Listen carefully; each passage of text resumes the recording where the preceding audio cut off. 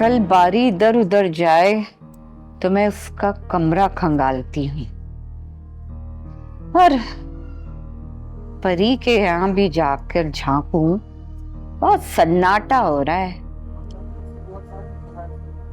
पारो का भी कोई फोन नहीं आया।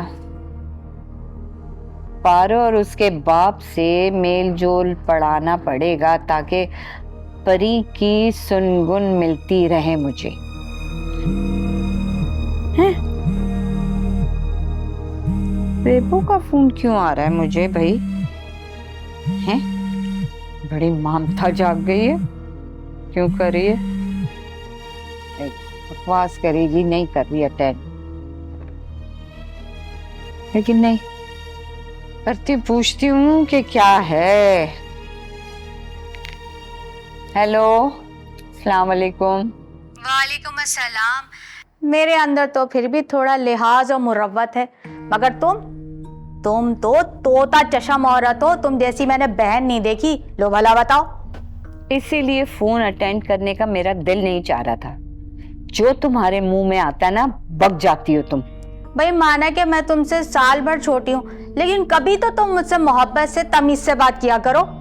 अरे 6 महीने पहले हमारी ये बात तय हुई थी कि हम अब आपस में बात नहीं करेंगे, लेकिन अब 6 महीने बाद तुम्हारी अचानक ममता कैसे जाग गई अपनी बहन के लिए? अरे भाई, हम में तो अभी भी मुरव्वत है। लो भला बताओ। मुरव्वत को किसी अंधे कुएं में जाकर फेंक दो। हाँ, जैसे तूने फेंकी हुई है।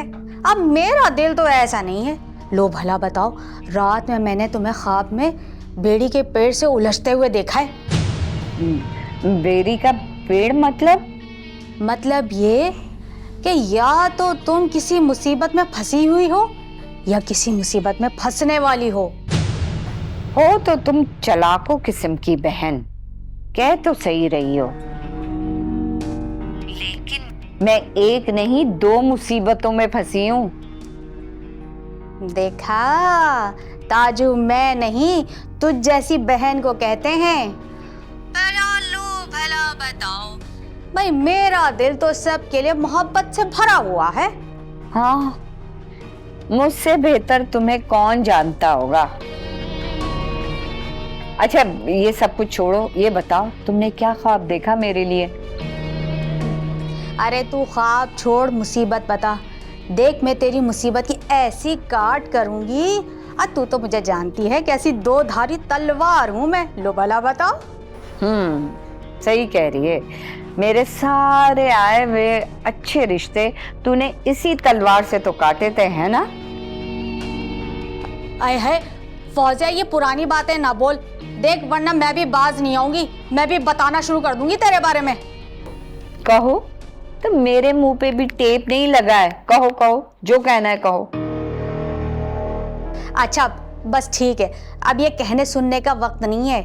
इस वक्त तुझे मेरी जरूरत है, वरना मैं तुझे ये बता सकती हूँ कि ये तेरी लाडली बेटी जो नाजो है ना, उसकी वजह से ये मुसीबत आ रही है। मैंने उसे ख्वाब में देखा है, कांटों में जख्मी हो रही थी। हैं? तुमने नाजो को देखा है?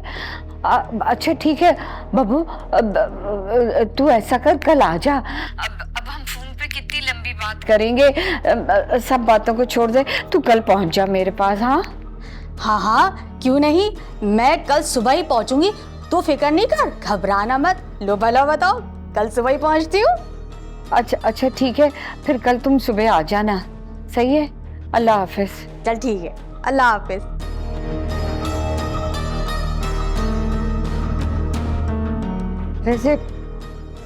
वैसे इसका आना किसी मुसीबत से कम नहीं है, लेकिन ये आएगी ना तो जुहेब को लटका देगी और बारी से ये घर भी खाली करवा देगी। ऐसी चालाक बहन है ना मेरी, सब कुछ मामला सेट हो जाएगा। बारी, आज तुम्हारे चेहरे पर मुस्कुराहट देख के ना मुझे बहुत खुशी हुई। वरना तुम ये दुखी दुखी से घूमते थे ना, तो मुझे उलझन होती थी बहुत ज्यादा। नहीं अंकल, दुखी तो नहीं था, बस बात की बात सुनकर अफसोस हुआ था। अरे अफसोस को छोड़ो यार, मेरी बात गौर से सुनो। मैं तुमसे एक बहुत जरूरी बात करना चाहता हूं। जी कहिए। देखो यार, तुम्हें तो पता है कि ये फौजिया के जो रवैया है ना परी के साथ, ये बहुत परेशान कौन। मैं बड़ा परेशान रहता था, लेकिन अब तुम यहां आ गए हो, मुझे बहुत सुकून हो गया है बारी। और मैं सच्ची पूछो तो मैं बहुत मुतमईन सा हो गया हूं। क्या आता है जी, एक छोटा सा फर्ज अदा करने लगा था, नखरे ही बढ़ गए। अभी से ये हाल है तो बाद में फात कैसे ख्याल रखने देगा मुझे परी का। अब देखो ना, फर्ज पे मुझे बात याद आ गई। अब मेरी बात गौर से सुनो।